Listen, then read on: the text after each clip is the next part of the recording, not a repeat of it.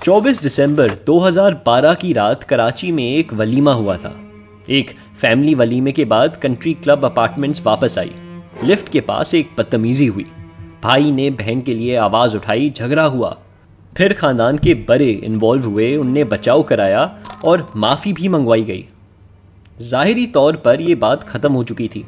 Court record के मुताबिक सिर्फ 20 मिनट बाद खयाबान बहरिया के पास वो ही जवान अपनी गाड़ी में गोलियों का निशाना बन चुका था। उसका नाम शाहजेब खान था। केस ने कराची को हिला दिया। ट्रायल कोर्ट ने डेथ सेंटेंसेस सुनाई। फैमिली ने बाद में कॉम्प्रोमाइज़ किया। सिविल सोसाइटी कोर्ट पहुंच गई। एंटी टेररिज्म एक्ट लगा, फिर हटा और अक्टूबर 2022 में सुप्रीम कोर्ट ने तमाम अपेलेंट्स को अक्विट कर दिया। अगर एक ब्रूटल मर्डर पब्लिक को डरा दे तो क्या वो कानूनन टेररिज्म बन जाता है? और अगर मर्डर्ड विक्टिम के लीगल एयर्स माफ़ कर दें तो स्टेट के पास क्या बाकी रहता है? सुप्रीम कोर्ट जजमेंट ने ट्रायल कोर्ट की प्रोसिक्यूशन स्टोरी रिप्रोड्यूस की। उसके मुताबिक शाहजेब की बहन माहा अपनी सिस्टर के वलीमे से country club apartment phase 5 DHA वापस आई। पड़ोस के फ्लैट से लिंक्ड कुक गुलाम मुर्तज़ा लाशारी पर एलिगेशन था कि उसने दरवाजे के पास माहा के साथ बदसलूकी की। जब ये बात शाहजेब को पता चली तो वो ग्राउंड फ्लोर रिसेप्शन पर झगड़ा करने बैठा। उसके वालिद औरंगजेब खान और वालदा अम्बरीन वहां पहुंचे। उन्होंने सिचुएशन कूल डाउन करने की कोशिश की। प्रोसिक्यूशन के मुताबिक दूसरी तरफ इंसिस्ट किया गया कि कुक को शाहजेब को थप्पड़ मारने दिया जाए। टेंशन बढ़ती रही। आखिर शाहजेब के वालिद ने अपने बेटे को माफ़ी मांगने को कहा। शाहजेब ने अपॉलॉजी की, लेकिन गुस्सा ख़त्म नहीं हुआ तो वालिद ने शाहजेब को वहां से चले जाने को कहा। कोर्ट रिकॉर्ड के मुताबिक जैसे ही शाहजेब अपनी कार में निकला, शाहरुख जतोई ने पिस्तौल निकाला, हवा में फायर किया, अपना नाम पुकारा और जान से मारने की धमकी दी। फिर एक सिल्वर टोयोटा उस कार के पीछे निकली। शाहजेब के दो दोस्त मोहम्मद शाह और मोहम्मद अहमद जुबैरी खतरे को समझकर अलग कार में फॉलो करने लगे।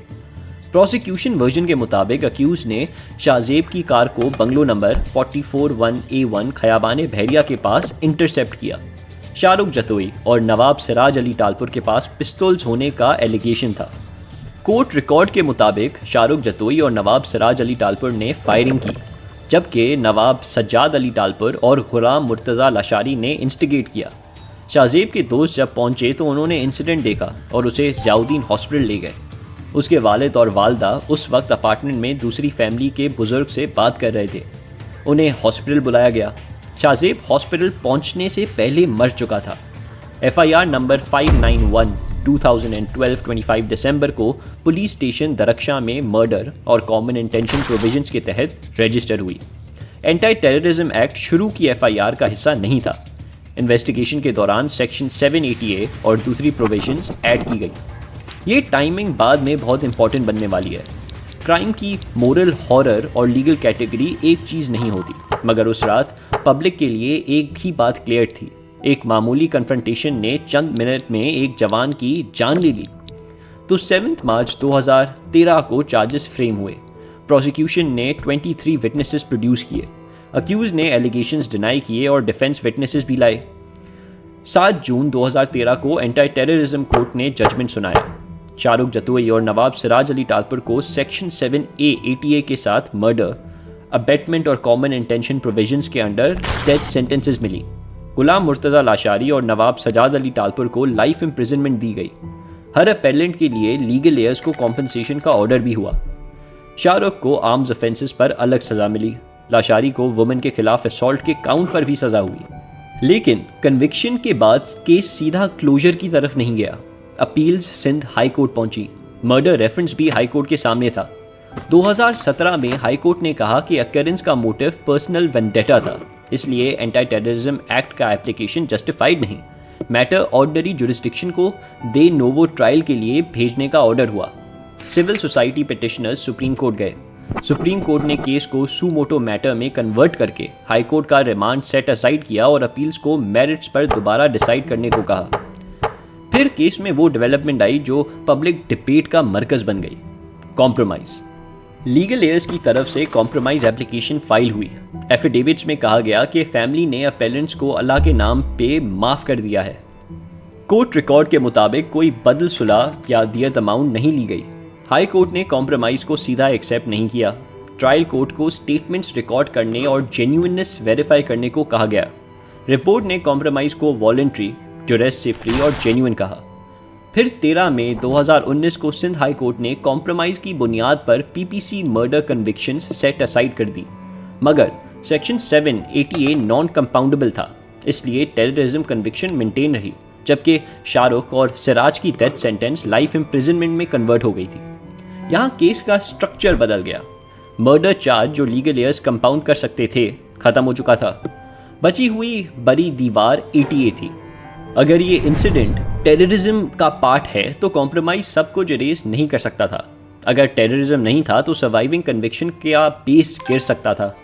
अक्टूबर 2022 में सुप्रीम कोर्ट के सामने प्रोसिक्यूशन और कंप्लेनेंट साइड ने भी माना कि एप्लीकेबल प्रेसिडेंट की रोशनी में ये केस टेररिज्म की डेफिनेशन में फिट नहीं होता। कोर्ट ने ATA कन्विक्शन सेट असाइड कर दी। आर्म्स कन्विक्शन भी एविडेंस हैंडलिंग के डिफेक्ट्स की वजह से गिर गई।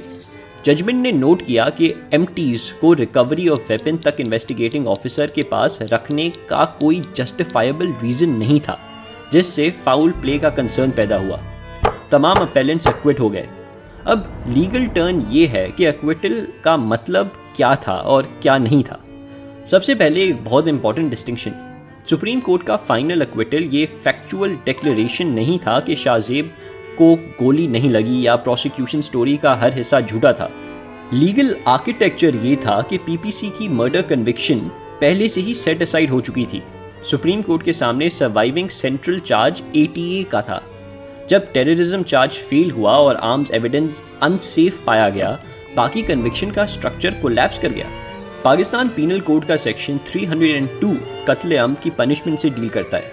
पाकिस्तान के किसास और दियत फ्रेमवर्क में इंटेंशनल मर्डर एक ऐसा ऑफेंस है जहां लीगल एयर्स का रोल अनयूजुअल तौर पर पावरफुल है।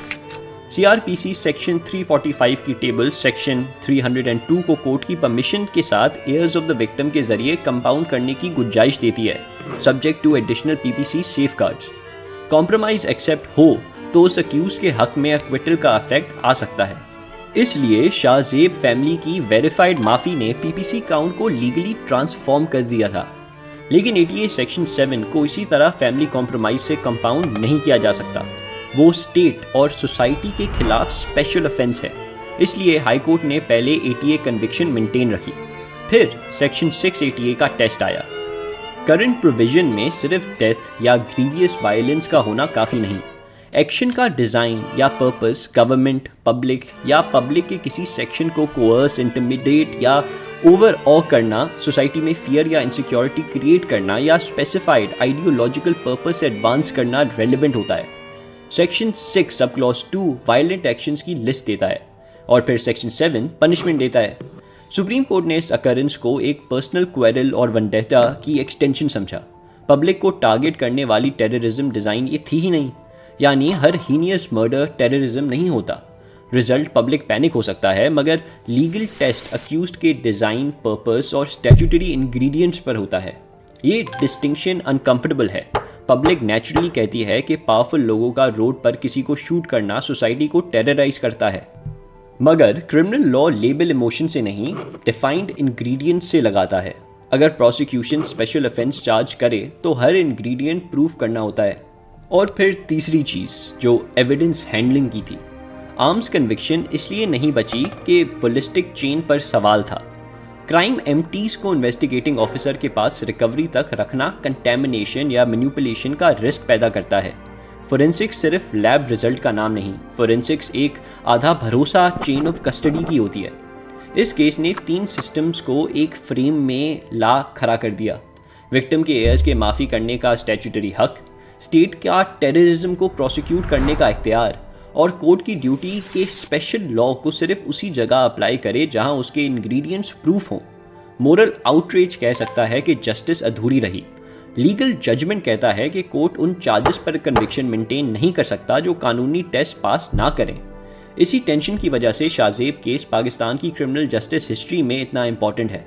ये सिर्फ इस बात की कहानी नहीं कि एक मर्डर हुआ था, ये इस बात की कहानी है कि मर्डर के बाद कानून ने किसको बोलने का हक दिया, फैमिली को, स्टेट को, सिविल सोसाइटी को और आखिर में कोर्ट को। उस रात झगड़ा चंद मिनट चला, लिटिगेशन तकरीबन 10 साल। शाहजेब की कार रुक गई, मगर उसका केस पाकिस्तान के कानून से एक सवाल पूछता रहा। जब प्राइवेट माफी और पब्लिक जस्टिस आमने सामने आ जाएं, तो कानून किसकी आवाज़ सुनता है?